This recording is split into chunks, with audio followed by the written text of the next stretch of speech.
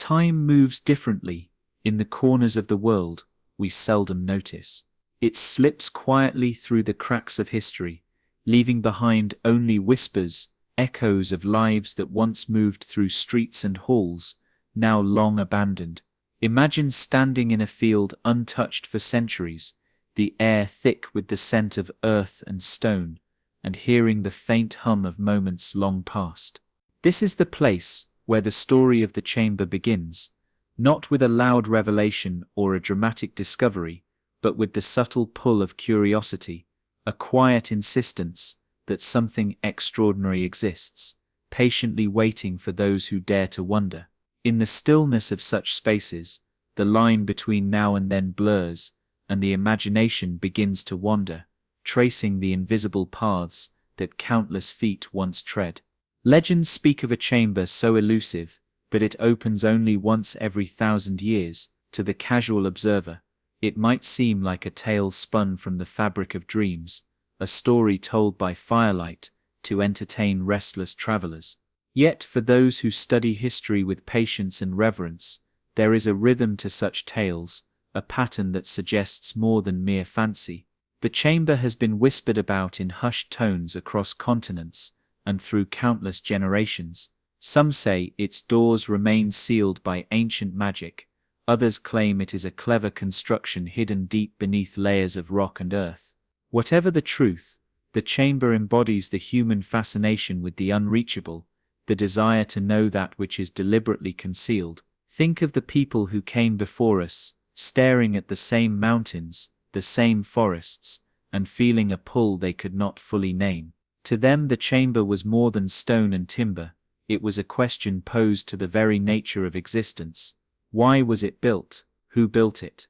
And most importantly, why was its opening tied to such a vast span of time?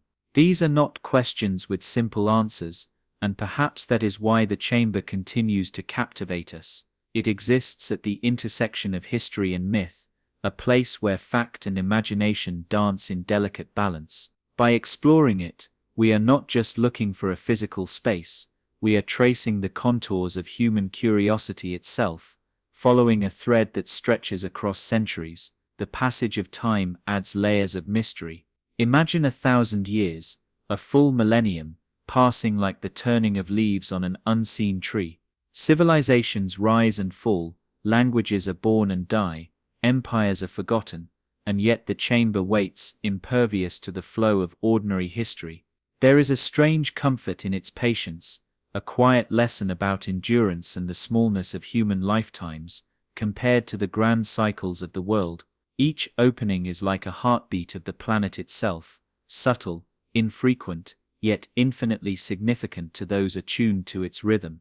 It reminds us that some things in the world are not meant to be rushed, that the full measure of mystery requires the slow unfolding of centuries. Even the concept of waiting imparts a kind of sacred tension. Those who have sought the chamber throughout history approached it not with urgency, but with reverence. They understood, in some instinctive way, that its secrets would reveal themselves only to those who could witness them in the proper time.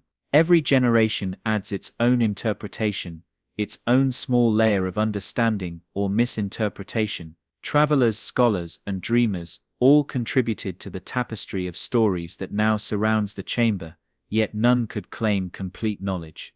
It exists as a mirror to human curiosity, reflecting both our relentless desire to uncover truth and our humility before forces that defy our understanding.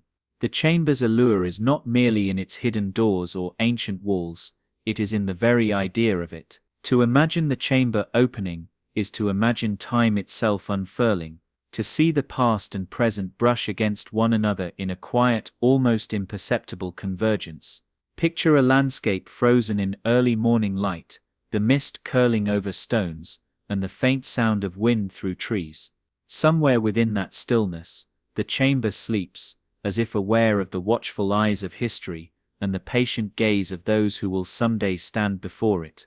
In such moments, the world outside seems distant, irrelevant, even as if all that truly matters is the anticipation of a secret waiting to be revealed. And so the story begins, not with a revelation, but with the patient hum of time. It begins in whispers, in half-remembered tales passed from generation to generation, in the quiet awe of people who have looked upon ordinary landscapes and sensed the extraordinary beneath. In exploring this chamber, we are stepping into a world where centuries fold upon themselves, where the boundary between history and legend softens, and where every stone, every shadow, every faint echo becomes a guide through the vast corridors of human imagination. It is here, in this liminal space between now and then, that our journey begins, a journey not merely to uncover a hidden chamber, but to feel the pulse of time itself, slow and deliberate, carrying secrets that have waited patiently for 1,000 years to meet the light once more. Long before the chamber became the subject of modern curiosity, its story existed in the fragmented voices of ancient times. Scattered across manuscripts, carved into stone, and whispered in the quiet corners of villages, its origins are difficult to trace, as though history itself tried to keep it hidden.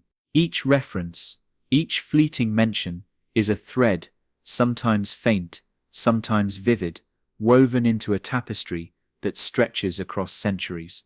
These threads form a delicate balance between what is known and what is imagined, creating the first glimmer of the legend that would endure for 1,000 years. Scholars and storytellers alike have struggled to separate fact from fiction, yet perhaps that struggle is the very point. The chamber's mystery is inseparable from the human desire to understand what defies understanding. The earliest hints appear in travelogues of wandering monks and pilgrims, chroniclers whose eyes and pens recorded not only places but the aura surrounding them. They described hills that seemed to breathe under the morning sun, rivers that sang with strange echoes, and forests where shadows moved as if alive. Within these landscapes, a hidden structure was sometimes hinted at, known only to those attuned to its subtle presence. Some manuscripts referred to it as the resting place of time, a chamber untouched by ordinary clocks and calendars, a sanctuary for secrets that could not be spoken aloud. These descriptions are tantalizingly vague, yet they evoke a precise sense of anticipation, a feeling that something extraordinary lies just beyond perception. Legends passed down through oral traditions often contradicted one another, yet each version reinforced the chamber's elusive nature. In one village, elders spoke of a hidden door in a mountain that only revealed itself when the stars aligned in a pattern unseen for a millennium. In another, merchants traveling along long-forgotten trade routes told of a subterranean hall whose walls whispered the wisdom of past civilizations to those who entered at the proper moment. Some of these accounts seem fantastical, bordering on the impossible, while others carry the weight of plausible human endeavor, carefully documented with dates, names, and places. The interplay between fact and myth creates a tension that has sustained the chamber's legend. Every generation is drawn to its story, each one adding their own interpretation, yet none claiming final knowledge. There are also hints in historical records that suggest secret societies or religious orders played a role in the chamber's creation and preservation. Cryptic references in old charters and manuscripts imply that knowledge of the chamber was restricted to a few who understood its importance. The motivations of these guardians remain a mystery. Some suggest they sought to protect knowledge too powerful for ordinary people. Others propose the chamber was a symbol, a ceremonial space marking the passage of millennia. Regardless of their intent, the existence of such guardians underscores the chamber's significance, framing it as a deliberate intersection of human ambition, ritual, and the unknown. Interestingly, the chamber's legend is not confined to a single culture or geography. Across continents, one finds echoes of its story, each culture adapting the narrative to their own worldview. In some accounts, it is a place of enlightenment, a sanctuary where wisdom from the stars or the gods could be accessed. In others, it is a repository of trials, a hidden test for those deemed worthy of uncovering its secrets. Despite the variations, a common thread runs through all these tales: the chamber is rare, momentous, and tied to the vast rhythm of time. This universality, suggests that the idea of a hidden enduring space resonates with a fundamental human fascination, our curiosity about what lies just beyond our reach and our desire to glimpse eternity within the finite span of our lives. The chamber's presence in literature is equally intriguing. Poets of long ago, often inspired by dreamlike visions, wrote verses that some modern historians believe reference the chamber obliquely. The imagery is subtle, lines about doors that appear and vanish, rooms where light bends strangely, and whispers that carry the knowledge of centuries. Though no direct names are given, the repetition of such motifs across texts separated by time and geography suggests a shared cultural memory, or perhaps a universal archetype that humanity has projected onto the world around it. In this way, the legend is as much a reflection of human imagination as it is a record of historical events. The contrast between the mundane and the extraordinary becomes apparent when examining these origins. Ordinary people, engaged in daily toil, would have encountered hints of the chamber in local folklore or passing stories. Meanwhile, those with access to manuscripts or secretive teachings might have approached it as a serious subject of study, attempting to decode hidden meanings or map its elusive location. This duality, between common perception and specialized knowledge, creates a tension that still captivates the mind today. It is a subtle dance of light and shadow, of clarity and ambiguity, and it invites anyone who listens closely to step into the space between certainty and mystery. As centuries passed, the legend grew, fueled by human memory and imagination alike. Each retelling, whether through a poem, a map, or a whispered story, added layers of complexity, enriching the narrative without resolving it. Some accounts suggested that those who encountered the chamber or its hints experienced a profound shift in perception, a subtle awakening to truths too vast to comprehend fully. Others warned of danger, a reminder that some knowledge is not meant for everyone and that the chamber's secrets carry a weight that could overwhelm the unprepared. These varied interpretations deepen the allure, inviting reflection rather than demanding answers. By studying these origins, we begin to sense the chamber not just as a physical structure, but as an enduring idea, a concept that persists across time because it speaks to universal human desires. The quest for knowledge, the fascination with hidden spaces, and the yearning to touch eternity. Even as we attempt to reconstruct its past, the chamber resists full comprehension, reminding us that some mysteries are meant to persist, slowly revealing themselves only when the time is right. The stories themselves become a meditation on the passage of time, the persistence of memory, and the delicate boundary between what is known and what remains hidden. In this way, the legend of the chamber is both ancient and immediate. We can trace its origins in manuscripts and myths, yet the feeling it evokes, the quiet thrill of anticipation, the sense of standing before something immense and unknowable, remains as powerful today as it must have been centuries ago. It is in this interplay of history and imagination that the chamber's story truly lives, bridging generations, cultures, and disciplines. To follow its tale is to follow the pulse of human curiosity itself, a rhythm that has persisted for 1,000 years and will continue as long as there are those who dare to listen to the whispers of time.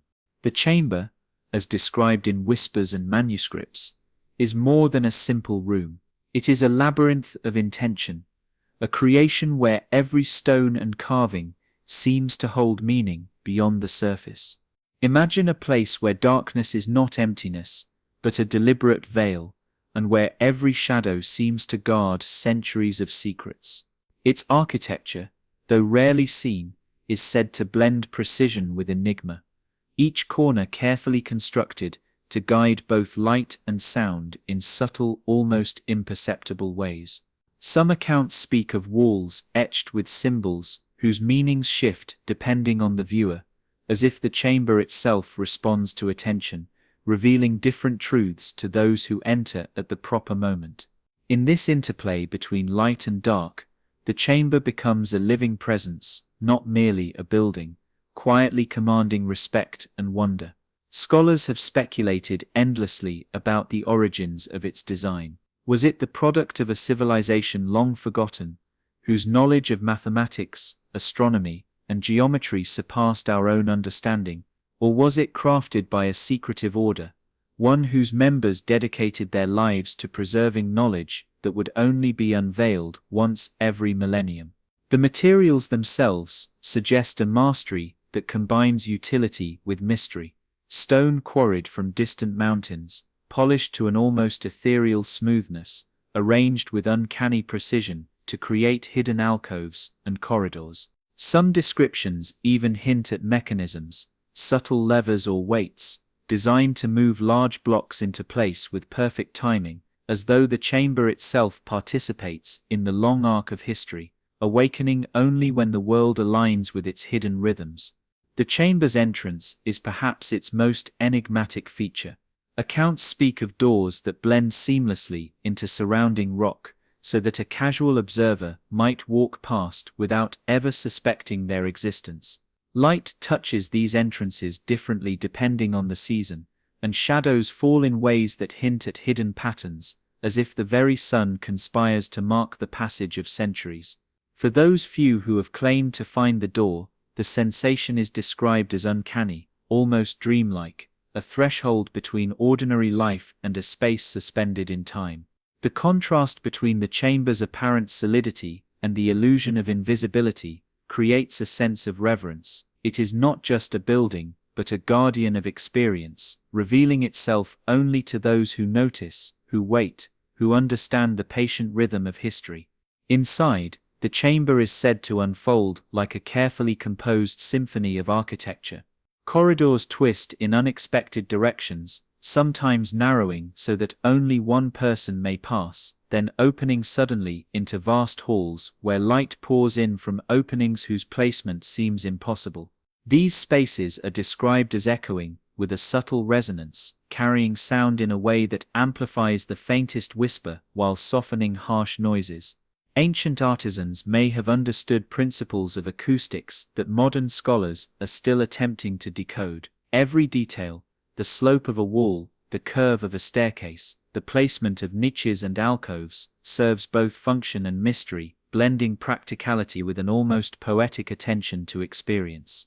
Visitors, real or imagined, are not simply moving through the chamber, they are being guided through an encounter with time itself. Many accounts suggest the chamber contains carvings and symbols whose purpose is intentionally obscured.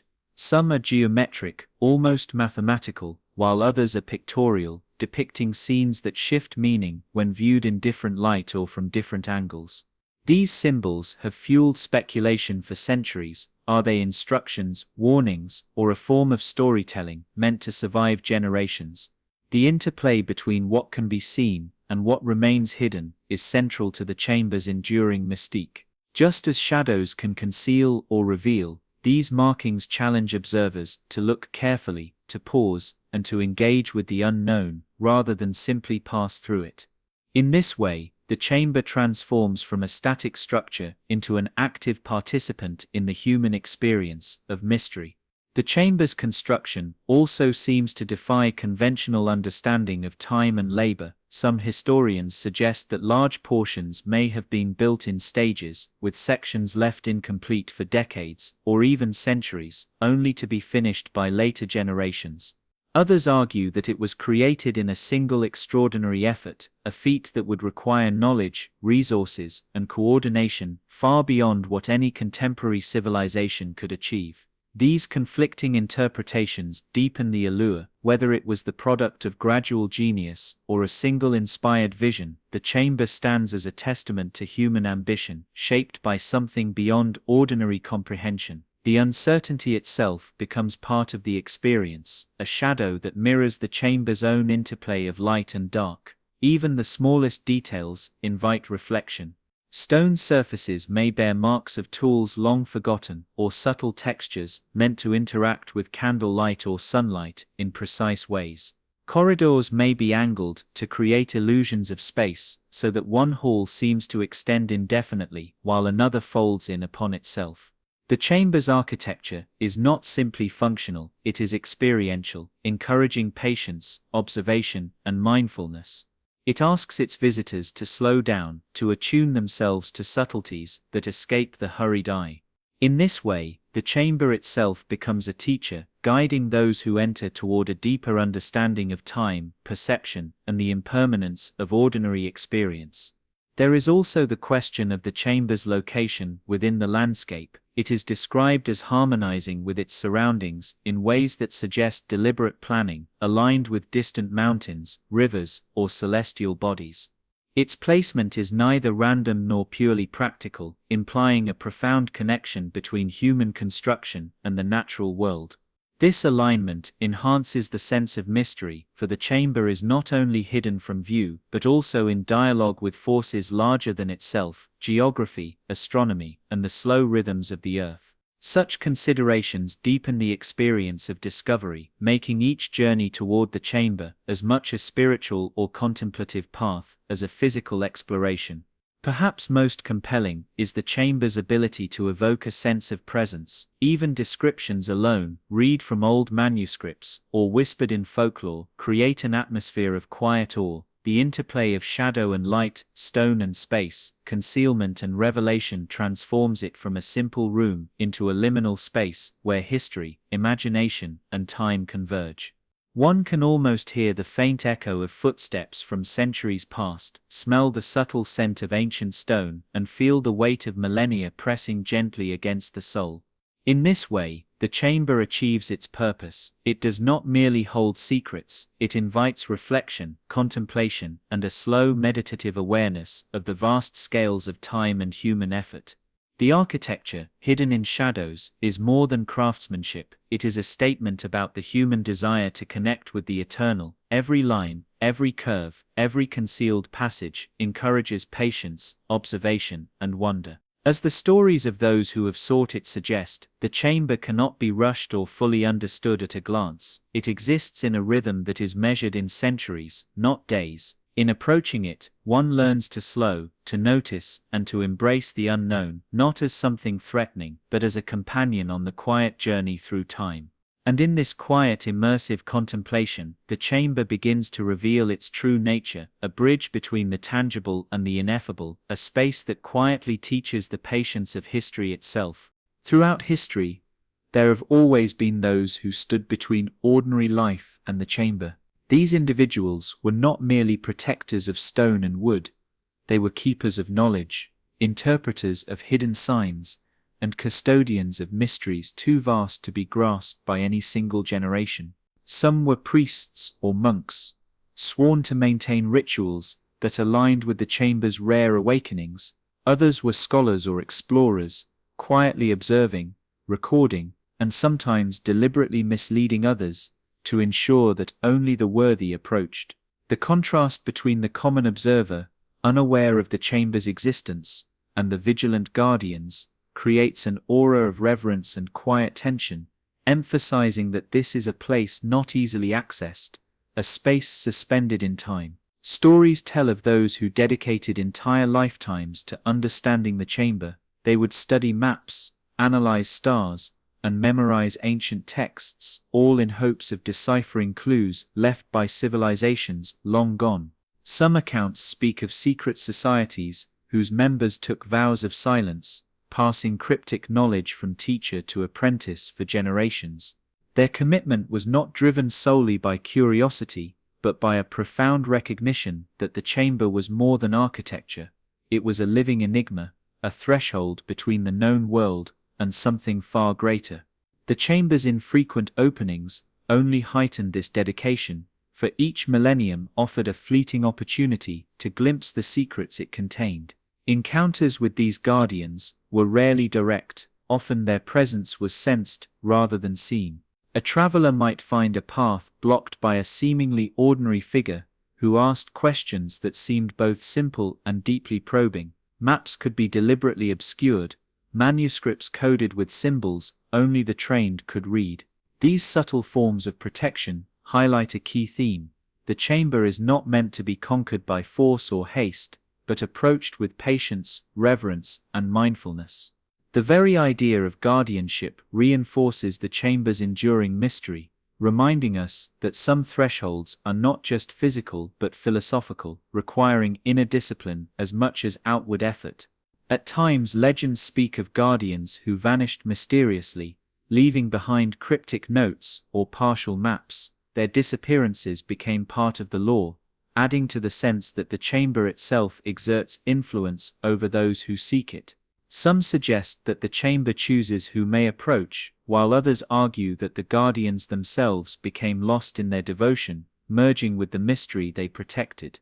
Either way, the stories serve as a gentle caution. The pursuit of profound knowledge is as much about patience and respect as it is about courage or intelligence. The chamber, hidden and silent, demands both time and humility from those who attempt to draw near. The guardians' methods were subtle, yet profound.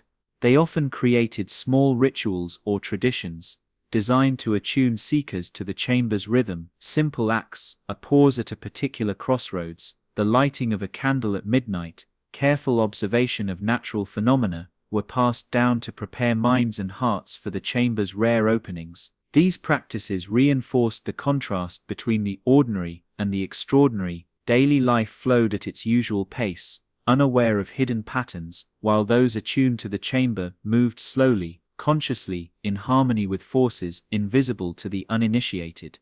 In this way, the guardians not only protected the chamber, but also guided humanity toward a deeper contemplative engagement with the unknown.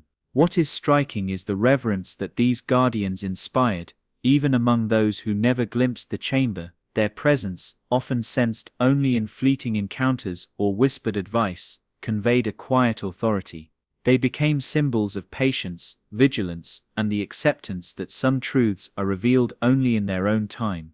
The chamber's mystery is therefore intertwined with human devotion, illustrating that the protection of knowledge is an act of love, discipline, and humility. It is not a fortress built to keep people out for its own sake, but a reminder that discovery requires respect for the rhythm of time and the weight of history.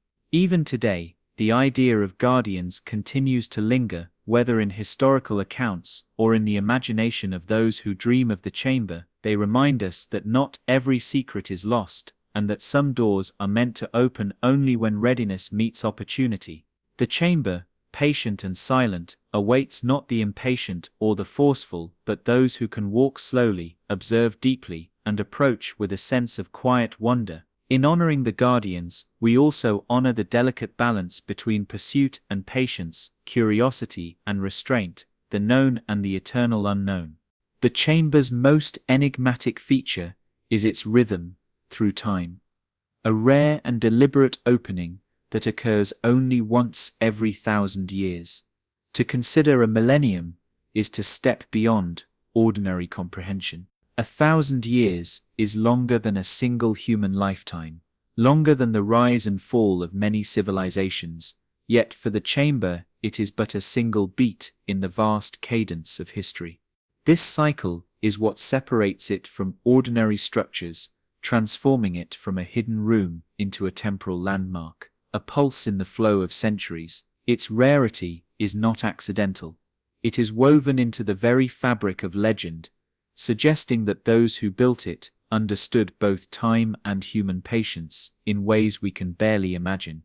Ancient records hint that the timing of the chamber is linked to celestial events. Some texts speak of stars aligning in patterns unseen for 1,000 years, casting light upon hidden markings or illuminating pathways previously invisible. Others describe a correspondence with solstices, equinoxes, and cycles of the moon and planets. In these moments, light and shadow meet in exact harmony, and the chamber seems to awaken with a quiet, deliberate precision. The natural world, in concert with the chamber's design, guides the rare unveiling, reminding us that human construction and cosmic rhythm were intimately entwined. There is an almost meditative beauty in imagining the patient waiting of celestial bodies, unhurried and constant in dialogue with stone carved centuries before. The 1,000-year cycle has shaped human interaction with the chamber for generations. Legends describe communities gathering at predicted times, performing rituals, or standing vigil, anticipating the moment when the doors would reveal their secrets. For many, the chamber was not only a physical space, but a symbol of endurance and hope. Families passed down oral histories, teaching children to honor the rhythms of nature and to respect the passage of time. There is a gentle tension in these stories. The chamber does not respond to haste, only to patience. Those who understood this principle often spoke of a quiet enlightenment, a recognition that waiting itself has value, and that some truths are accessible only when one is attuned to the grander patterns of existence. Historians and astronomers alike have studied the cycle, attempting to map its occurrences and uncover the logic behind its timing. Some have proposed that the chamber is a kind of cosmic clock, designed to mark millennia, a monumental attempt to measure time itself in a language of stone and shadow. Others argue that the cycle is symbolic, a representation of humanity's limited perception of eternity, reminding us that what is important may lie beyond immediate comprehension. Whether practical, symbolic, or both, the thousand-year rhythm challenges our understanding of human ambition, patience, and reverence for forces far greater than ourselves. Stories of previous openings, though sparse, evoke awe and wonder. One account tells of a chamber revealed during a rare conjunction of planets, casting a shaft of light that illuminated carvings in such a way that ancient instructions became briefly legible. Another describes a hidden hall uncovered after decades of preparation, where visitors reported an almost palpable sense of presence, as though centuries of anticipation had converged in a single fleeting moment. These events were often interpreted as miraculous, yet they were always accompanied by the realization that the chamber's timing was beyond human control. The cycle's rarity transformed each opening into a sacred event, a point where history, myth, and human perception intersected with extraordinary subtlety. The thousand-year cycle also serves as a reminder of impermanence and continuity. Entire empires rise and fall, languages fade, and cities crumble, yet the chamber endures, governed by a rhythm untouched by political upheaval or social change. This creates a contrast between the transient nature of human achievement and the enduring mystery of the chamber, emphasizing both the scale of time and the fragility of human life. Those who contemplate the cycle often report a deep sense of humility, a recognition that the mysteries of the world operate on planes far beyond the immediacy of daily experience.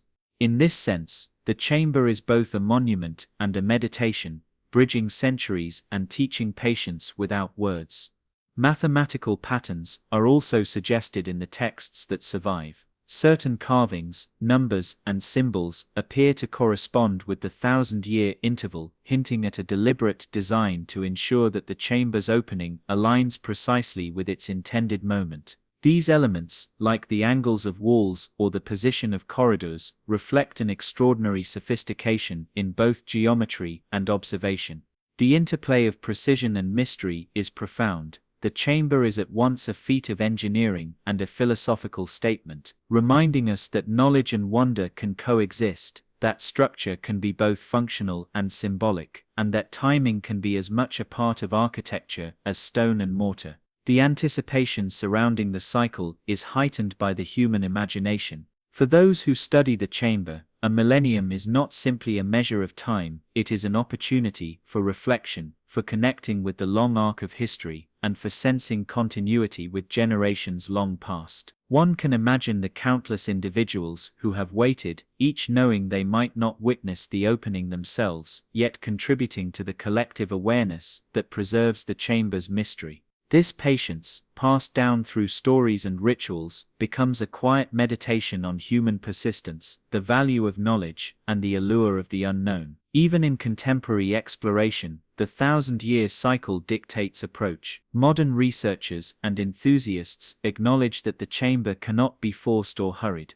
Technology can illuminate, but it cannot accelerate the rhythm of millennia. Instead, study becomes an exercise in observation, preparation, and reverence. Each discovery, each clue, adds a layer of understanding, yet always with the awareness that the chamber's full secrets will only reveal themselves at the appointed time. In this way, the cycle itself becomes a teacher, encouraging patience, humility, and a meditative engagement with history, nature, and human curiosity. Ultimately, the 1,000-year cycle transforms the chamber from a mere physical space into a living symbol of time's persistence and mystery. It illustrates the delicate balance between what can be known and what must be awaited, between human effort and forces beyond our control. In contemplating the cycle, one begins to perceive the subtle rhythms of history, the quiet pulse of civilization, and the enduring presence of mysteries that invite rather than demand understanding. The chamber, patient and silent, reminds us that some truths are revealed only when preparation, opportunity, and time converge, a lesson whispered softly through the corridors of centuries. Throughout history, the chamber's rare awakenings have left traces in the quiet records of those who witnessed or chronicled them. These accounts are few and far between, often fragmented, yet each offers a glimpse into moments when the hidden world briefly revealed itself. Some are meticulous journals, noting dates, celestial positions, and the behavior of light within the chamber.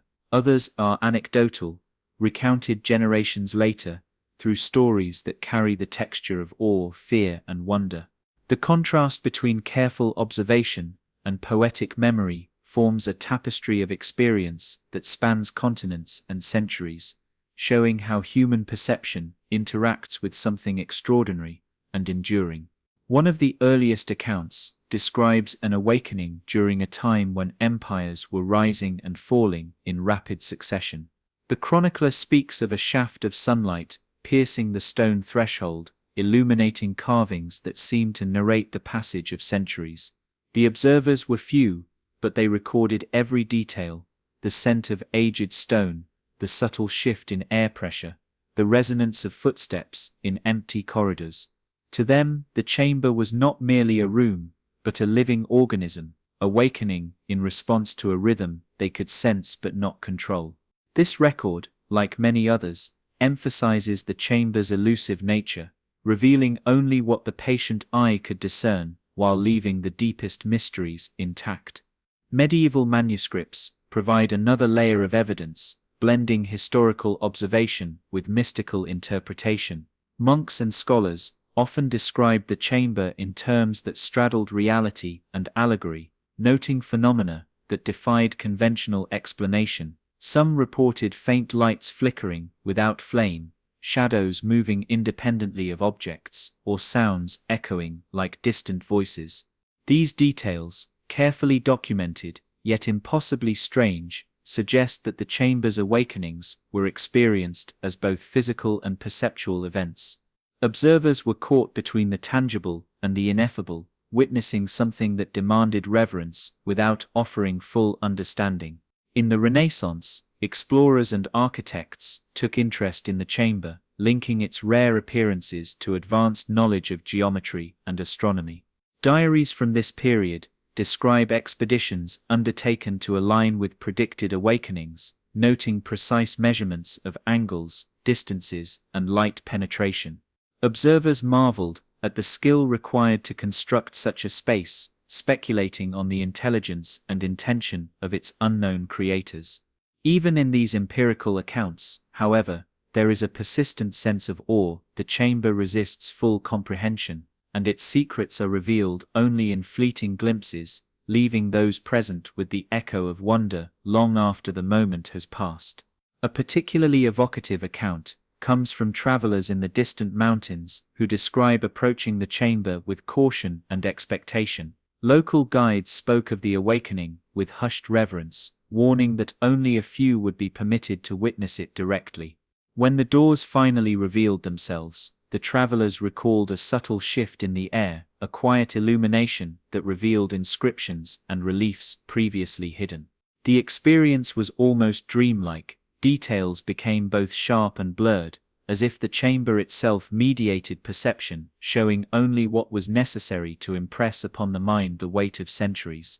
Such descriptions reinforce the idea that the chamber operates on a principle beyond ordinary comprehension, a rhythm and logic accessible only to those who approach with patience and attention. Some records, preserved in the meticulous logbooks of explorers, hint at the psychological effect of witnessing an awakening. Observers report a deep sense of temporal dislocation, as if centuries of anticipation compressed into a single vivid moment. Light seemed slower, shadows more deliberate, and silence carried a weight that ordinary spaces cannot convey. These awakenings were not marked by spectacle or drama, rather they unfolded with subtlety, requiring close observation and a meditative state. The chamber's ability to command attention without force, to evoke reverence without spectacle, is a recurring theme across all records. Modern accounts, though scarce, continue this tradition of careful observation. Researchers using technology to study predicted openings often report strange phenomena, minor temperature shifts, faint vibrations in the walls, or anomalies in the behavior of light. Cameras and sensors can record patterns, yet even the most sophisticated instruments capture only part of the experience. Human presence, it seems, remains essential. The chamber responds in ways that require perception, awareness, and perhaps even imagination. In this way, the records of the awakenings span both time and methodology, linking historical observation with contemporary inquiry while retaining a core of mystery that defies complete explanation. One striking feature across all awakenings is the consistent emphasis on subtlety and patience. Unlike dramatic events that announce themselves with fanfare, the chamber reveals its secrets gradually, encouraging close attention, contemplation, and humility. The inscriptions and carvings, illuminated only at precise moments, invite study and reflection. Shadows play across walls in patterns that shift with the sun or stars, creating a living tableau that changes with time. Observers note that even small details, tiny marks, the angle of a ledge, the placement of a stone, take on profound significance in the context of the awakening. The chamber teaches that understanding is not immediate, it is earned slowly, moment by moment, through awareness and respect. The awakenings also reveal the chamber as a bridge between history and imagination. Each record, whether detailed or anecdotal, combines observation with interpretation, fact with legend. Observers try to describe what is essentially ineffable, producing accounts that are at once empirical and poetic. The chamber's rare openings are therefore not only physical events but cultural ones, shaping stories, beliefs, and expectations across generations. By studying these records, we gain insight not only into the chamber itself but into human perception, curiosity, and the desire to connect with something eternal. In reviewing these accounts, one notices a pattern. The chamber consistently eludes final understanding. Each awakening provides new information, yet more questions remain. This delicate balance between revelation and concealment defines its enduring appeal. The chamber does not overwhelm. It does not force comprehension. Instead, it offers glimpses, subtle signs, and quiet experiences that invite observers into contemplation. In this sense, the records themselves become part of the chamber's architecture, documenting both what is revealed and what is left to the imagination. Ultimately, the records of the awakenings serve as a reminder of the chamber's dual nature. It is both physical and conceptual, historical and timeless. It resists complete understanding while rewarding patient observation. It bridges the gap between ordinary perception and extraordinary possibility, teaching humility, reflection, and awe. Through the careful accounts of those who have glimpsed its rare revealings, we sense the quiet power of a space that exists at the intersection of history, legend, and human curiosity, a space that continues to captivate the mind, invite speculation, and inspire wonder, one awakening at a time. Even in the silence of centuries, the chamber seems to carry whispers, echoes of those who once approached its threshold, of lives that intersected with its mystery and then faded from view. These voices are not literal sounds, but impressions, traces left behind in documents, inscriptions, and oral traditions. They speak of hope, wonder, and reverence, but also of hesitation and fear. The contrast between the clarity of the chamber's structure and the ambiguity of the voices surrounding it creates a haunting tension.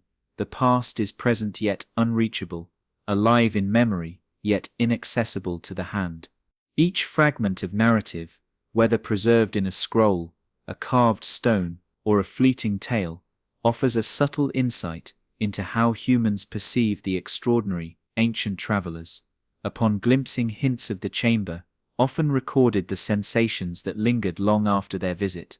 They spoke of fleeting impressions, a cool draft brushing against the skin, a faint scent of earth and stone, a subtle hum that seemed to resonate with their heartbeat. These experiences became stories whispered in villages and passed down through generations. Though time has eroded the physical evidence, the voices remain in memory, preserving a sense of awe and patience. In a quiet way, these echoes are the chamber's companions, a chorus of human experience that both honors and amplifies its mystery. Inscriptions found near the chamber, some nearly illegible with age, suggest that those who approached it left messages for future visitors. Cryptic symbols and short phrases hint at wonder, guidance, or warning. Perhaps they were intended to assist later seekers, or perhaps they were simple expressions of reverence, a way to leave one's presence on a space that demanded respect. The effect is subtle, but profound. The chamber becomes more than stone and shadow. It is a vessel for memory, linking human experience across centuries. Each echo, each fragment, carries weight, emphasizing that the chamber is not only a destination, but a continuum of human attention and contemplation.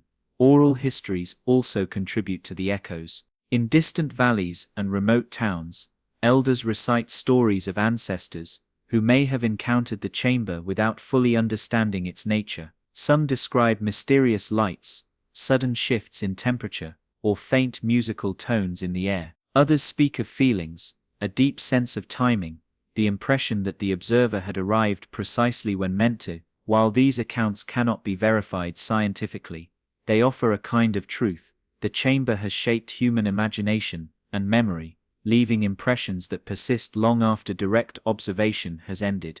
These echoes reinforce the idea that the chamber is both physical and symbolic, tangible, yet ineffable.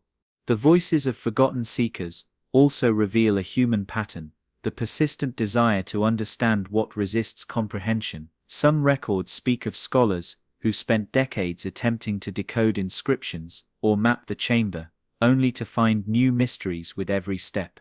Pilgrims describe the feeling of anticipation, the tension of approaching a threshold that may or may not yield its secrets. Even failure in these accounts is instructive. It demonstrates the patience required, the humility necessary to engage with something that operates on a scale far beyond ordinary lifetimes. The chamber, in this way, shapes not only history, but also character, encouraging reflection and endurance.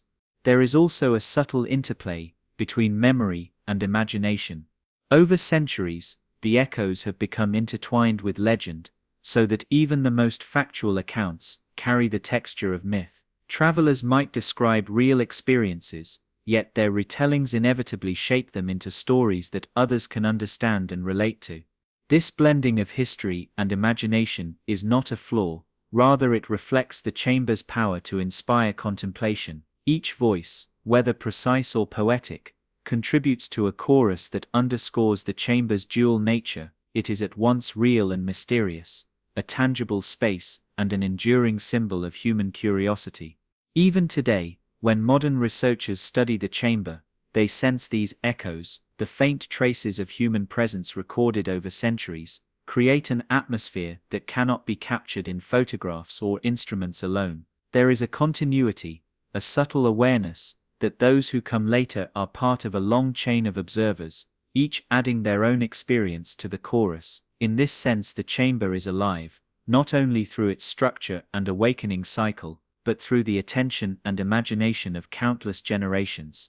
The voices, though silent, guide, warn, and inspire, creating a bridge across time. The echoes of forgotten voices remind us that the chamber's story is collective. It is a tapestry woven from the impressions, fears, and awe of those who have encountered it, directly or indirectly. Even the smallest contributions, a note in a journal, a memory passed down orally, a fleeting sensation, become part of a larger narrative that spans centuries. By listening carefully, one can sense the rhythm of human attention, the shared wonder, and the patient persistence that define our relationship with the unknown. In this quiet reflection, the chamber's mystery is not diminished but enriched, a living dialogue between past and present, known and unknown, ordinary and extraordinary. The chamber's walls hold a language older than most civilizations, a silent dialogue carved into stone that has endured centuries.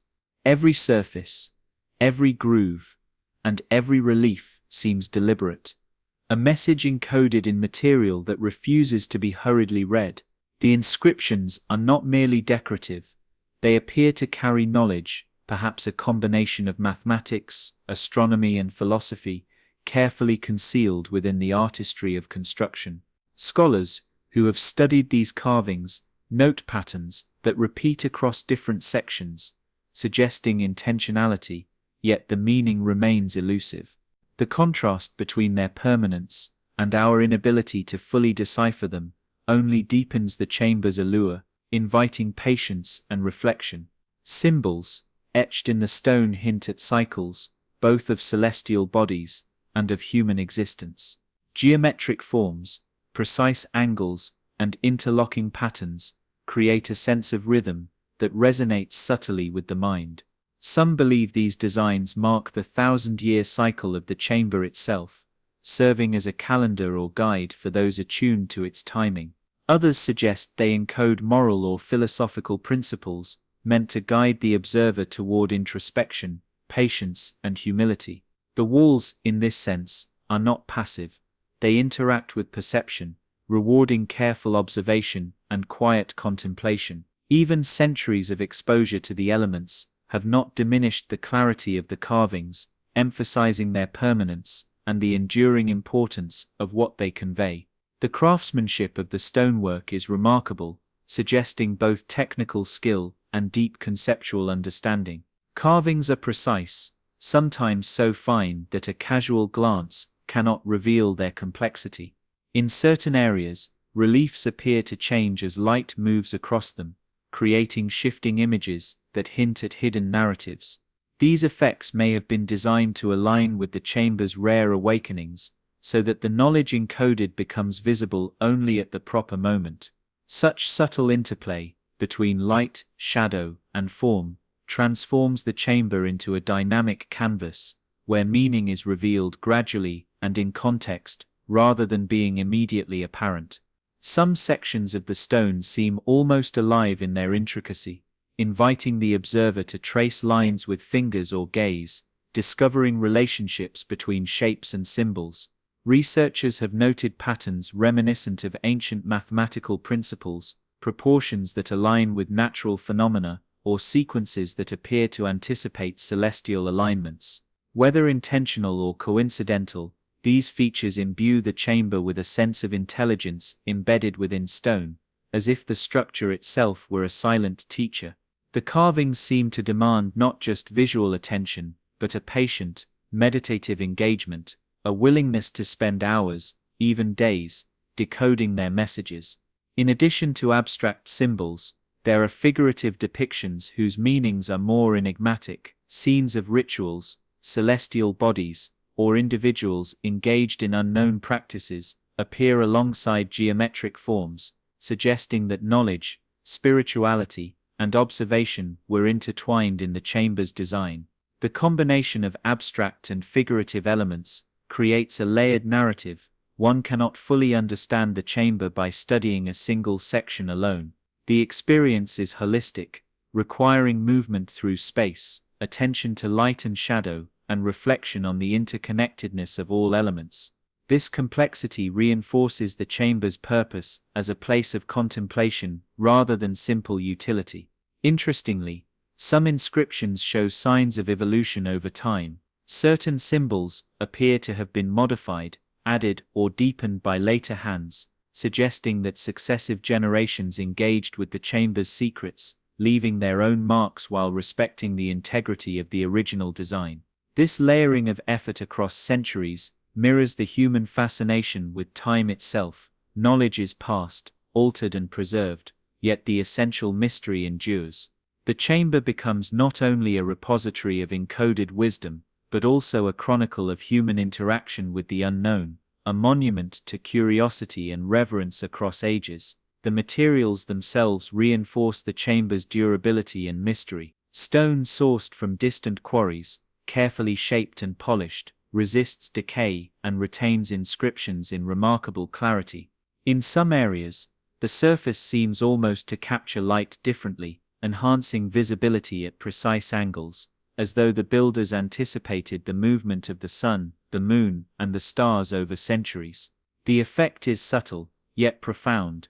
The chamber operates as a living interface between the natural world, human craftsmanship, and the passage of time. It is a space where permanence and impermanence coexist, where knowledge is preserved but never fully revealed, inviting continuous discovery. The contrast between concealment and revelation is central to understanding the chamber. The carvings are neither fully hidden, nor immediately clear. They reward those who are willing to slow down, observe carefully, and reflect. This design encourages a meditative state, a form of learning that is as much internal as it is external. By moving through the chamber, tracing symbols, observing the play of light and shadow, one begins to sense a rhythm, a quiet dialogue between stone and observer that unfolds across centuries.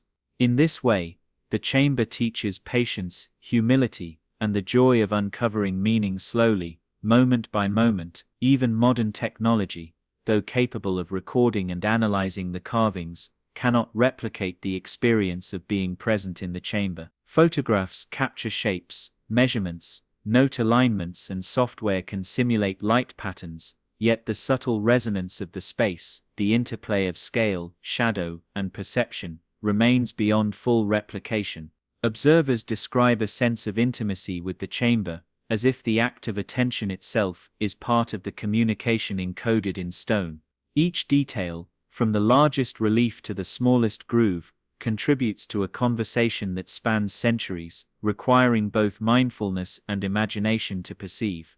Ultimately, the secrets encoded in stone reveal the chamber as a living archive, a testament to human ambition, skill, and philosophical depth. It is not merely a room, but a carefully orchestrated environment where time, light, and perception converge. Each inscription, symbol, and carving contributes to an immersive experience that guides, teaches, and humbles. The chamber, silent yet eloquent, reminds us that knowledge is not always immediate, that understanding often requires patience, and that the mysteries of the world can endure for millennia, waiting for those who approach with reverence, attention, and the quiet courage to listen. Even before the chamber opens, it carries the weight of countless stories, lingering like whispers that drift through corridors of memory. These whispers are traces of those who have approached, those who have failed, and those who have glimpsed its secrets, leaving behind echoes that ripple across time. They are subtle, almost imperceptible, a shift in the air, a faint resonance of footsteps, or the quiet feeling that someone, somewhere, has been here before. The contrast between the physical silence and the presence of these echoes creates a unique tension. The chamber is empty, yet profoundly alive, imbued with centuries of human attention and reverence. Oral traditions preserve much of this knowledge. In distant villages and mountain valleys, elders recount the chamber's mysteries in hushed tones, warning listeners of both its allure and its demands. They speak of faint lights appearing at impossible angles, sounds that seem to resonate from nowhere, and sensations of time bending as one approaches the threshold. While these stories are often interwoven with myth, they reflect the persistent human fascination with the unknown and the uncanny. Each whisper, whether factual or imagined, is a thread in the larger tapestry of the chamber's influence, connecting generations through shared curiosity and respect. Historical records complement these oral accounts. Diaries, chronicles, and sketches offer glimpses into past awakenings, documenting subtle phenomena that might otherwise have been dismissed. Observers note slight changes in temperature, the movement of shadows, or the quiet hum of unseen mechanisms. These careful observations hint at a chamber that interacts with its environment in deliberate ways, shaping perception as much as reality. The whispers of the past are not just metaphorical, they are the accumulated awareness of those who encountered the chamber and sought to preserve its essence for those yet to come. Even literature and poetry have captured these echoes. Writers, inspired by fragments of description, attempt to render the chamber's subtle presence, translating observation into imagination. In these works, the chamber becomes more than architecture, it is a living metaphor for mystery, patience, and the passage of time. Shadows of past experiences are woven into narrative, emphasizing the continuity between human perception and the chamber's enduring enigma. Each story becomes an extension of the chamber itself, a reflection of its silent influence on mind and spirit. Some accounts speak of indirect encounters, moments when the chamber's presence was felt without physical entry. Travelers report standing on distant ridges, sensing an unseen threshold, or observing patterns of light that hint at hidden spaces.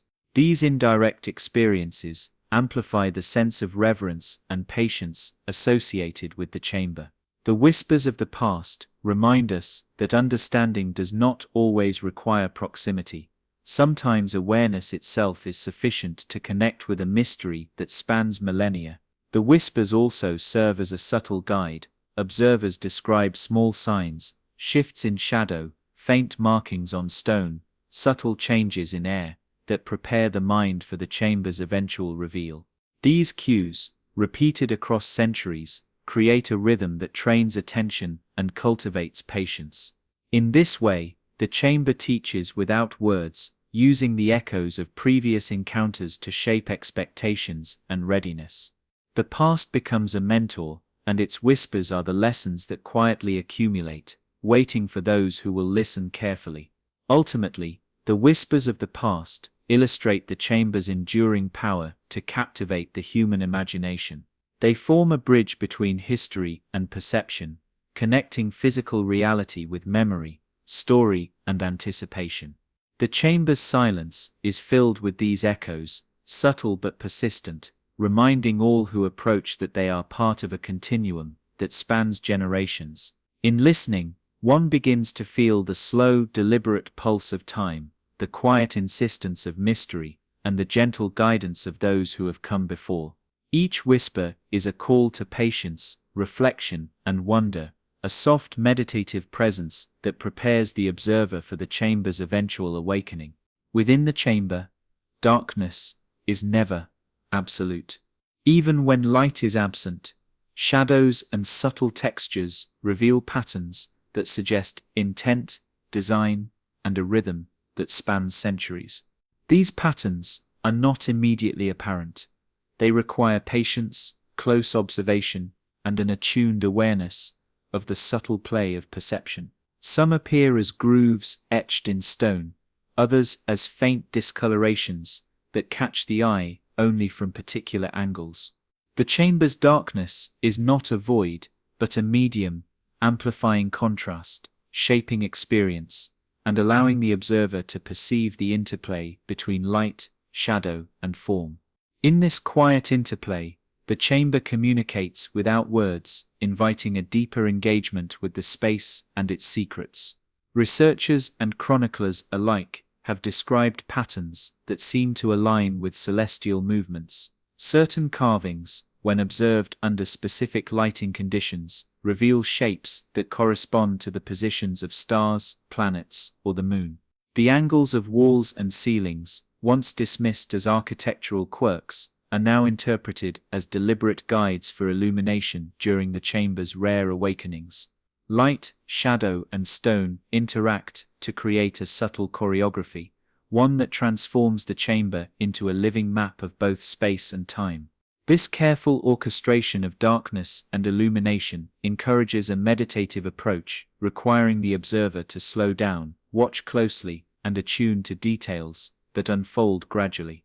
The chamber's patterns also extend to its soundscape. Observers have noted that subtle echoes, the resonance of footsteps, and the gentle hum of the air within the walls are not random but seem to follow structured rhythms.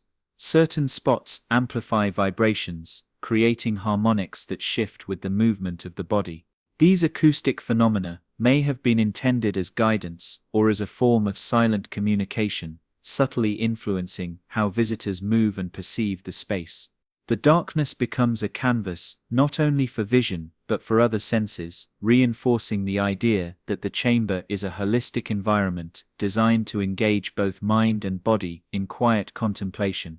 Beyond physical patterns, there is a psychological rhythm to the chamber's darkness. Time seems to stretch, compress, and fold back on itself when one lingers within the walls. The interplay of light, shadow, and sound creates a heightened awareness, a sense of being both present and suspended. Observers describe a quiet fascination, a draw toward patterns that feel both familiar and unknowable, as if the chamber responds to the intent of those within it. This delicate balance between control and surrender is central to the chamber's enduring mystery. It guides without forcing, reveals without exhausting its secrets, and encourages patience in a space that defies conventional perception. Some patterns are geometric, precise, and calculated, hinting at advanced understanding of mathematics and symmetry. Others are organic, flowing in curves that mimic natural forms, waves, stars, or the branching of trees. The juxtaposition of geometric and organic patterns creates a visual tension, reflecting a philosophy that integrates both order and natural flow. Observers often find themselves tracing lines with their eyes or fingers, discovering connections between disparate elements, and sensing a rhythm that extends beyond the immediate chamber. These patterns suggest a knowledge of proportion, balance, and harmony that transcends mere architectural skill, revealing a deliberate attempt to encode meaning in ways that unfold gradually, with patient study. In addition to visual and auditory patterns, the chamber seems to encode temporal rhythms. Certain features align with the millennial opening cycle, with carvings, recesses, and surfaces, revealing new forms only under precise conditions. Shadows may fall along previously hidden lines, and the resonance of the chamber may shift subtly, producing effects that can be observed only at specific moments. These temporal patterns reinforce the chamber's connection to larger cosmic cycles, highlighting the interdependence of space, time, and human attention. They create an environment where discovery is measured not in minutes, but in centuries, where understanding requires alignment with forces far greater than immediate human perception. Observers have noted that the patterns in darkness often reveal themselves gradually, rewarding patience and observation. At first glance, a wall may appear blank, unremarkable, yet, as one lingers, studies the angles, or allows light to fall at varying intensities, hidden relationships emerge. Shadows lengthen, intersecting lines create geometric motifs, and subtle carvings become discernible. This unfolding process mirrors the broader rhythm of the chamber itself, slow, deliberate, and deeply immersive. It is a form of teaching without words, guiding the mind toward heightened awareness, subtle recognition, and a patient exploration of detail. Some patterns also carry symbolic significance. Scholars have proposed that certain arrangements reference cycles of human life, philosophical principles, or allegorical narratives intended for contemplation. Others suggest that these symbols act as a silent language, communicating instructions, warnings, or wisdom to those who can interpret them. The combination of geometry, shadow, light, and symbol creates a multi-layered experience where the chamber communicates on several planes simultaneously: sensory, cognitive, emotional, and perhaps even spiritual. The darkness is thus not emptiness, but a canvas for dialogue, reflection, and discovery. Interestingly, the chamber's patterns seem to reward repeated visits. Observers returning at different times notice shifts in perception, discover previously unseen alignments, and interpret subtle nuances differently. This adaptability reinforces the chamber's role as a space of reflection rather than simple observation. Its patterns are not static, they respond to time, light, and the observer's own attentiveness. Each visit, each moment spent within the space, deepens understanding while maintaining the sense of mystery that has defined the chamber for centuries. Ultimately, the patterns in darkness reveal the chamber as a place of immersive contemplation. Its deliberate interplay of light, shadow, sound, geometry, and symbol transforms the space into a multisensory narrative, one that unfolds slowly, requiring patience, attention, and humility. The chamber teaches that understanding is a gradual process, that the extraordinary is revealed incrementally, and that mystery is sustained not by obscurity alone, but by the subtle orchestration of perception. In observing these patterns, one begins to sense the rhythm of centuries, the careful alignment of human intention with cosmic cycles, and the quiet dialogue between the chamber and those who approach it with reverence and curiosity. The chamber's influence extends beyond its walls, lingering in the minds and memories of those who have encountered it. These are the voices carved not in stone, but in human perception, subtle impressions, fleeting sensations, and enduring recollections that shape understanding long after leaving the space. They speak quietly, like echoes in a canyon, reminding each visitor of the chamber's weight, its patience, and its silent wisdom. These voices are never insistent. They are gentle, coaxing reflection and curiosity rather than commanding attention. In this way, memory itself becomes a medium, preserving the chamber's presence across generations. Travelers who have approached the chamber often describe a lingering resonance, a feeling that their experience continues to echo in their consciousness. Even decades later, the memory of the light shifting across inscriptions, the subtle hum of the stone, or the sensation of being in a space that transcends ordinary time, remains vivid. These recollections shape personal narratives, inform decisions, and influence the way observers relate to other mysteries in the world. Memory here becomes a bridge between the physical encounter and the internal understanding, allowing the chamber to extend its presence far beyond its stone walls. The act of remembering is intertwined with anticipation. Those who hear accounts of the chamber, even without witnessing it themselves, find that memory and imagination blend seamlessly. Stories passed through families, scribes and travelers create a shared repository of experiences that allude to the chamber's subtle lessons. Each retelling preserves not only factual detail, but emotional resonance, capturing the awe, patience, and reverence felt by those who experienced it directly. Memory becomes a form of continuity, linking past and present, ensuring that the chamber's rhythm, though rare, remains alive in human consciousness. Inscriptions and carvings serve as catalysts for these memories. Observers report that particular shapes, symbols, and patterns evoke recollections of prior experiences or imagined connections to past awakenings. Even the simplest line or curve can trigger contemplation, stirring awareness of centuries-long cycles and human interaction with the space. The chamber, in essence, encodes not only knowledge, but a framework for reflection, guiding visitors through the subtleties of perception, encouraging patience, and nurturing the quiet cultivation of insight. The chamber's memory extends to subtle sensory cues. Travelers speak of familiar scents, the texture of worn stone, or the shifting temperature of air that seems to carry the accumulated presence of countless visitors. These sensations act as reminders of the past, as if the chamber itself preserves traces of attention and observation. Even when physically empty, the space resonates with memory, creating a sense of temporal layering, where present, past, and anticipation converge.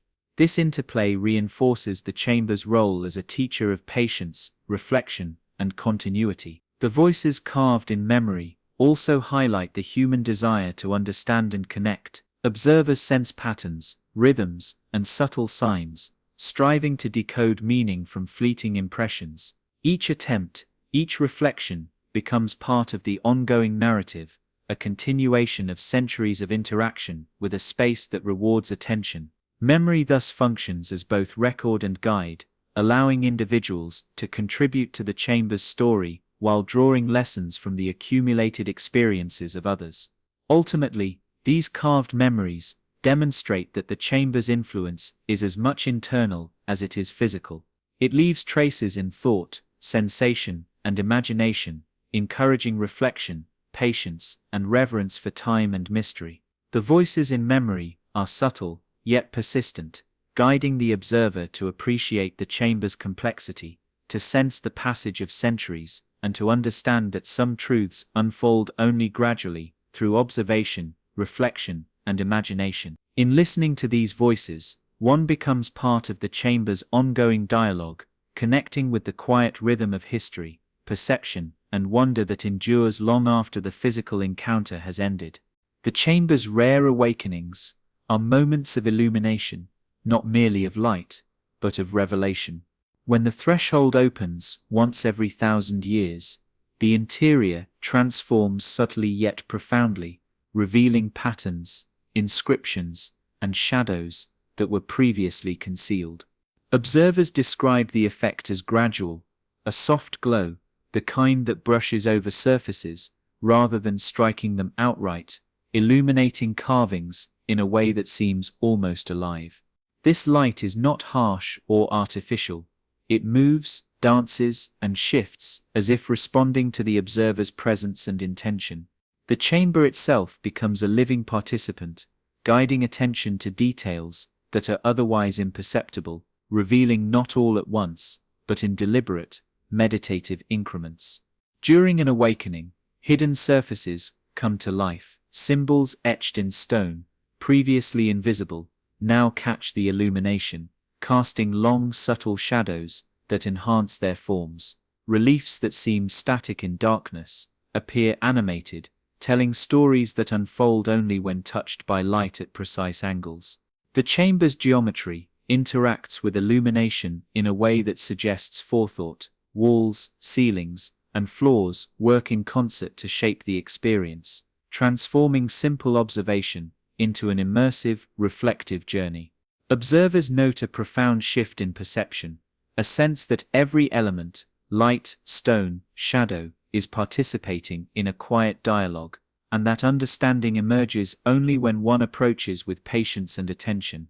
These illuminations are closely tied to natural cycles. Historical accounts suggest that openings coincide with particular positions of celestial bodies, sun angles, or lunar phases. Ancient builders may have designed the chamber to respond to these cycles, aligning patterns, inscriptions, and reliefs so that their full meaning is revealed only under precise conditions. The subtle choreography of light and time reflects a deep understanding of both astronomy and human perception, suggesting that the chamber's purpose is as much educational as it is mysterious. By engaging with this rhythm, observers experience a convergence of cosmic order and human intention, a rare communion that rewards careful attention and patience. The effect of these illuminations is profoundly psychological. Light highlights details, but it also guides contemplation. Observers report sensations of timelessness, a quiet stretching of minutes into hours, and a meditative absorption in the interplay between shadow and form. The chamber's awakenings encourage introspection, prompting reflections on the cycles of history, the passage of knowledge, and the fleeting nature of individual experience against the enduring presence of stone. The illuminations do not overwhelm, they invite quiet observation, offering understanding in fragments, enough to provoke thought while preserving mystery. Subtle visual shifts are often accompanied by changes in perception. As light moves across surfaces, textures reveal themselves, and hidden carvings emerge gradually, as if teaching the observer to slow down and notice. Even minor variations in angle or intensity create new forms, inviting repeated study and reflection. In this way, the chamber becomes not just a repository of knowledge, but a teacher of attention, patience, and perception. The illuminations serve as a medium through which understanding is earned slowly, through careful observation and contemplative engagement. Historical witnesses describe an almost ritualistic quality to these moments. The chamber, when revealed, is approached with solemnity, reverence, and expectation. Observers speak of aligning themselves with light patterns, tracing inscriptions, and following the subtle guidance of shadows. The experience is not about spectacle, it is about immersion, a quiet dialogue between space and observer.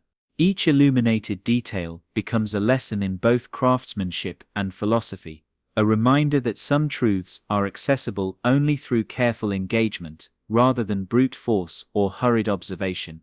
The interplay of shadow and light often creates unexpected forms, geometrical patterns, abstract shapes, and even what appear to be narrative sequences. Observers have recorded these emergent phenomena meticulously, noting alignments that correspond with celestial cycles or human gestures. The effect is dynamic. No two awakenings are ever identical, and each reveals a slightly different perspective on the chamber's encoded knowledge. This variability enhances the sense of wonder, emphasizing that the chamber is not static, but a responsive living environment that engages both intellect and intuition. Modern researchers, though equipped with advanced tools, find that technology captures only part of the experience. Photographs and laser scans reveal details, yet the subtle resonance, the gradual unfolding of illumination, and the meditative perception it encourages cannot be replicated digitally. The chamber's secrets remain elusive, preserved in the interaction between observer and space. Human presence, careful attention, and contemplation are essential to experiencing the full effect, reminding us that some mysteries are designed to be lived, not merely recorded. There is also a temporal dimension to these illuminations. Shadows shift with minute precision, inscriptions become legible only for brief intervals, and reliefs reveal new forms as light continues to move. Observers often describe a sense of fleeting clarity, a momentary understanding that fades as light shifts, leaving only impression and memory. This deliberate transience reinforces the chamber's lesson: knowledge is earned gradually, perception must be patient, and revelation is fleeting, designed to cultivate reverence and humility. Ultimately, the illuminations of the hidden define the chamber's character. They are subtle, patient, and profound, transforming darkness into revelation and mystery into contemplation. Through the slow interplay of light, shadow, and perception, the chamber communicates not through words but through experience, teaching patience, reflection, and the careful observation of detail. Each awakening is a delicate choreography, a quiet dialogue spanning centuries, where light guides attention, shadow invites thought, and every observer becomes part of a continuum that bridges history, perception, and wonder. The chamber in this way is not only revealed, but felt, experienced, and remembered, its illuminations extending their influence across time, guiding the mind and deepening understanding, one subtle ray at a time. The chamber's threshold is more than a doorway. It is a boundary, a point of transition between ordinary perception and the extraordinary world within. Those who have approached it often describe a sensation of being observed, as if the space itself is alive, testing patience and intent. This feeling has inspired the notion of guardians, not literal beings, but subtle forces, impressions, and patterns that protect the sanctity of the chamber. They do not act with aggression, but with quiet insistence, ensuring that only those who approach with reverence, patience, and attentiveness may enter. The guardians, in this sense, are both metaphor and experience, an integral part of the chamber's rhythm, subtly guiding and shaping every approach. Historical accounts suggest that ancient cultures may have recognized these guardians.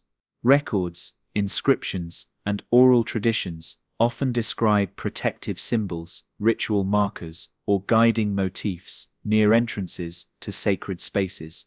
These serve as both warning and invitation, a delicate balance between access and respect. Travelers and scholars recount the sensations associated with crossing the threshold: a shift in temperature, a barely perceptible vibration in the floor, or the subtle alignment of light with specific carvings. These experiences reinforce the idea that guardianship is not external but embedded in the space itself, a form of attention woven into stone and shadow. Some observers interpret these guardians as psychological rather than physical. The chamber demands focus, composure, and humility, and any distraction, impatience, or irreverence seems to heighten the difficulty of perceiving its subtle features. In this way, the guardians function as a mirror, reflecting the visitor's inner state and readiness. Those who approach hurriedly or carelessly report feeling unsettled, disoriented, or unable to discern the chamber's subtle patterns. Conversely, those who enter with mindfulness often describe an almost serene presence, a sense of being acknowledged by the space itself. The guardians, therefore, are not obstacles but guides, shaping perception and experience.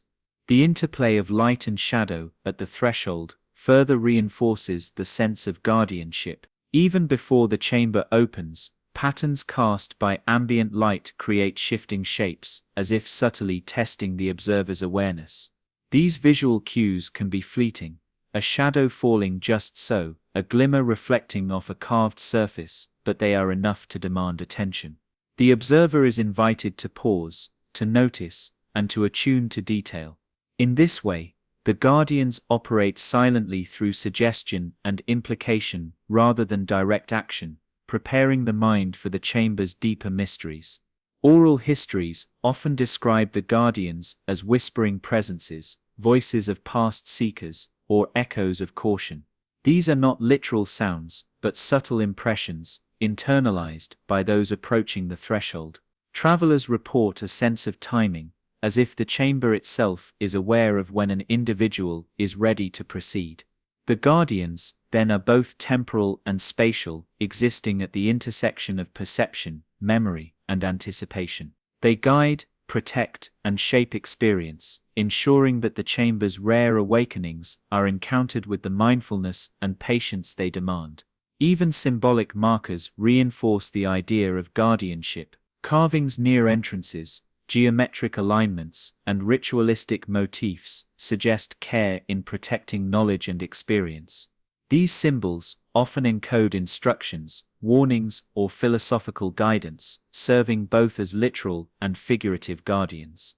By studying and reflecting upon these elements, observers learn not only about the chamber's physical layout, but also about the principles it embodies: patience, humility, reverence, and attentiveness.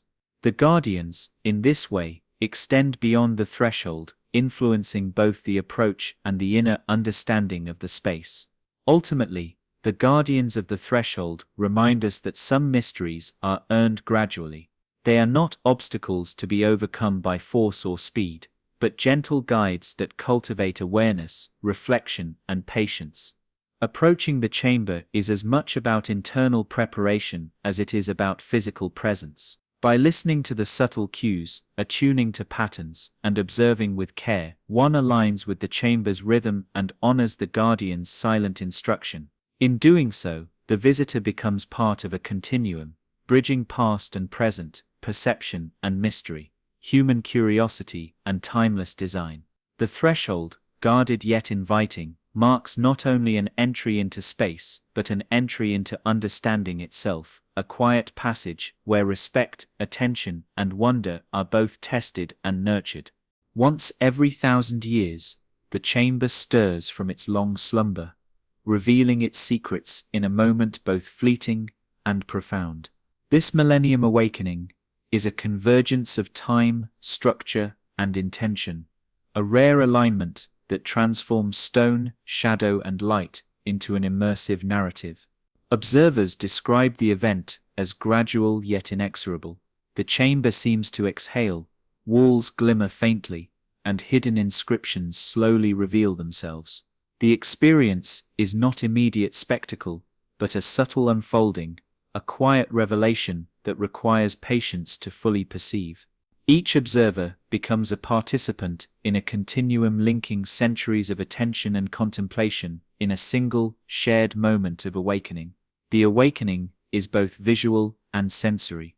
Patterns, reliefs, and inscriptions that were once hidden emerge under shifting light, revealing interconnected narratives and celestial alignments. Shadows lengthen and bend, tracing symbolic forms that speak of cycles, philosophy, and human endeavor. Temperature and airflow shift imperceptibly, creating an atmosphere that feels alive, as though the chamber itself breathes with the pulse of the universe. Observers often report a heightened sense of presence, an awareness that each movement, glance, or breath contributes to the delicate equilibrium of the space. This subtle orchestration transforms the chamber into a living organism, responsive to both cosmic cycles and human mindfulness. Historical records suggest that past awakenings were similarly transformative. Ancient travelers, scholars, and mystics left meticulous accounts of the millennial event, describing patterns of light and shadow that appeared only briefly, symbols that aligned with celestial events, and the profound psychological impact of witnessing the chamber's secretive revelation. These records emphasize continuity. Each awakening is not isolated, but connected to a lineage of attention, preparation, and reverence. The chamber, silent for centuries, relies on human presence to complete its narrative, teaching through participation rather than exposition. The physical experience of the awakening is both subtle and profound. Light interacts with surfaces in ways that reveal hidden carvings, geometric alignments, and symbolic motifs. Reliefs that were once static appear animated, forming narratives that unfold incrementally, as if telling a story in slow motion. Shadows stretch and contract, creating illusions of movement and depth. The observer's presence becomes integral to the effect, influencing perception and inviting interaction through attention and contemplation. Even minor shifts in posture or gaze reveal new connections, highlighting the chamber's responsiveness to careful observation. Sound, too, participates in the awakening. The chamber seems to resonate with its own history. Faint echoes of footsteps, whispers of past visitors, and subtle hums of stone and air. These auditory elements are never intrusive but create an immersive environment where perception is heightened and the mind is guided toward reflection. The combination of visual, tactile, and auditory phenomena produces a holistic experience where the chamber communicates not through words but through the delicate interplay of environmental and temporal cues. The awakening also emphasizes the passage of time. Observers sense centuries compressed into moments, as though the weight of generations converges within the chamber. Carvings and inscriptions seem to pulse with historical resonance, revealing connections between human effort, cosmic cycles, and the enduring pursuit of knowledge. This temporal layering reinforces the chamber's philosophy. Understanding unfolds gradually, mystery is preserved by patience, and human curiosity is honored through engagement with the enduring and the ephemeral alike. Symbolism is abundant during the Millennium Awakening. Geometric patterns, celestial alignments, and figurative carvings intertwine to create a complex narrative of continuity, patience, and cosmic order. Observers describe a sense of harmony, as though the chamber embodies principles of proportion, balance, and philosophical insight. The experience encourages reflection, meditation, and a deepened awareness of cycles, both human and cosmic. Each detail, no matter how subtle, contributes to a larger story, one that connects past, present, and future observers in a silent yet profound dialogue. Preparation for the awakening is often as significant as the event itself. Travelers historically aligned their approach with environmental cues, ritual practices, or philosophical contemplation, ensuring that they entered with the patience and attention required. The chamber responds to this readiness, revealing more to those who engage thoughtfully. In this way, the Millennium Awakening is not simply a physical occurrence, but a spiritual and psychological experience, emphasizing the interdependence of human attention, cosmic timing, and architectural intention. The rarity of the event amplifies its impact. Knowing that the chamber will not awaken again for another 1,000 years heightens anticipation and reverence. Observers describe a sense of humility, awe, and gratitude, recognizing their participation as part of a continuum spanning generations. This temporal rarity reinforces the chamber's lessons. Patience, mindfulness, and respect are prerequisites for understanding, and revelation is earned, not guaranteed. Each moment of illumination becomes a precious gift, a fleeting opportunity to engage with the extraordinary. Even modern observers, equipped with advanced tools, report that technology cannot fully capture the awakening. Cameras, sensors, and recordings reveal details, yet the subtle interplay of light, shadow, sound, and perception, so central to the chamber's effect, resists replication. The experience is as much internal as external. The mind, memory, and imagination play a vital role in perceiving the full depth of the event. This emphasizes the chamber's enduring lesson: some mysteries require patience, reflection, and active participation, and their significance lies as much in perception as in physical reality.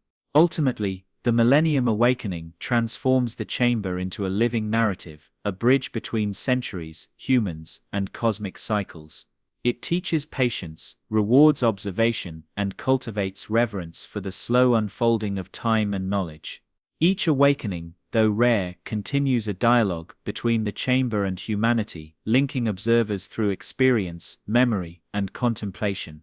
In this quiet, immersive encounter, the chamber reveals its deepest secret, that the extraordinary is often subtle, deliberate, and profoundly interconnected with the rhythm of history and the attention of those who seek to understand. Stepping back from the chamber, after its rare awakening, one is struck by a profound sense of continuity and perspective. The space, though silent and still, once again leaves a lasting impression that extends beyond the physical threshold. Memories of shifting shadows, illuminated inscriptions, and subtle resonances linger in the mind, guiding reflection long after the visit has ended. The chamber's influence is subtle yet enduring, a quiet reminder that history, mystery, and human curiosity are intertwined across time. Observers often describe a feeling of connection, not only to the chamber itself, but to the countless generations who have approached it before, and those who will follow in centuries to come. Reflection begins with the recognition of patience and attentiveness. The chamber, in its 1,000-year rhythm, teaches that understanding is not immediate. It is earned slowly through observation, contemplation, and a willingness to engage with mystery. The mind learns to attune itself to subtle cues, the way light plays across surfaces, the textures of stone, the rhythm of shadows, and the quiet echoes that resonate from within. This disciplined attentiveness cultivates mindfulness, a state in which the observer becomes not only a witness, but a participant in the chamber's unfolding narrative. Through reflection, the lessons of patience and presence extend beyond the space itself, influencing thought, perception, and behavior in everyday life. Memories of the awakening often evoke a sense of awe and humility. The chamber, built centuries ago with skill, foresight, and intention, embodies human ambition aligned with cosmic cycles. It reminds us that knowledge and wisdom can be preserved across millennia, yet that true understanding requires more than mere observation. Each detail, every carved symbol, geometric alignment, and interplay of light and shadow carries significance, and perceiving it fully demands both respect and time. Reflection, therefore, is not passive. It is an active engagement with history, space, and human ingenuity, a quiet meditation on the interconnectedness of knowledge, mystery, and human experience. The chamber's enduring enigma also prompts contemplation of impermanence and continuity. While stone, shadow, and inscription endure, the human encounter is fleeting, a momentary convergence within the vast expanse of time. The awareness of this transience deepens the impact of reflection, encouraging humility and reverence. One begins to appreciate the deliberate care embedded in the chamber's design, the centuries of observation that have accumulated like echoes, and the rare opportunity to participate in a rhythm that unfolds once every 1,000 years. Reflection thus becomes both personal and universal, bridging the temporal gap between individual experience and enduring history. Beyond personal contemplation, the chamber invites philosophical reflection.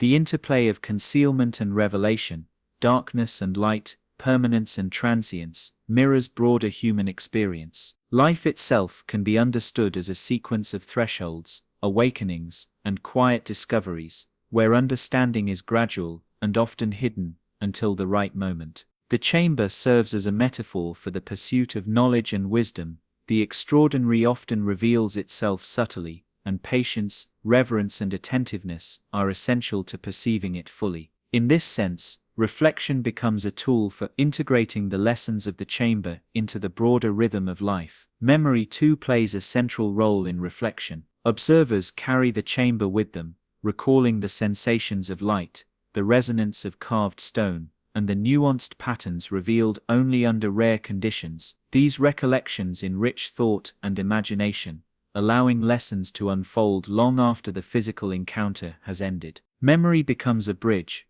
linking the observer's inner world to the chamber's enduring narrative, creating a dialogue between past experience and present understanding. Through this ongoing reflection, the chamber continues to teach long after its walls fall silent and shadows settle once more. Reflection also emphasizes connection.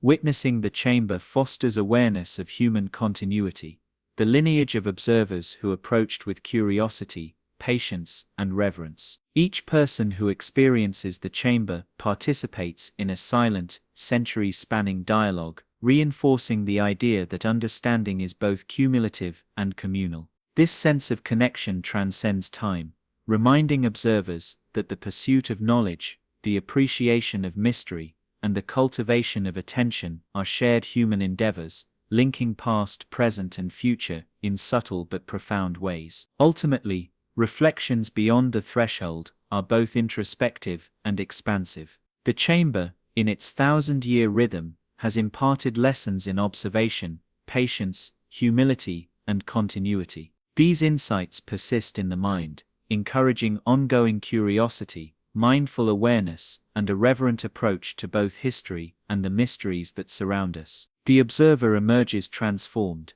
carrying with them a quiet sense of wonder, an understanding of temporal rhythm, and a deepened appreciation for the subtle interplay between human endeavor, cosmic cycles, and the enduring power of mystery. In leaving the chamber, one is reminded that some of the most profound truths are not shouted or displayed, they are revealed gradually, through attention, patience, and contemplation. The threshold becomes not merely a physical boundary, but a symbolic one, a point at which reflection begins, continuing far beyond the immediate encounter. Each shadow, inscription, and whispered echo now resides within memory, guiding thought, shaping perception, and inspiring a lifelong engagement with the extraordinary subtlety of the world. The chamber teaches, in its quiet, deliberate way, that understanding is a journey, and that every patient, mindful observation is a step toward insight, reverence, and wonder.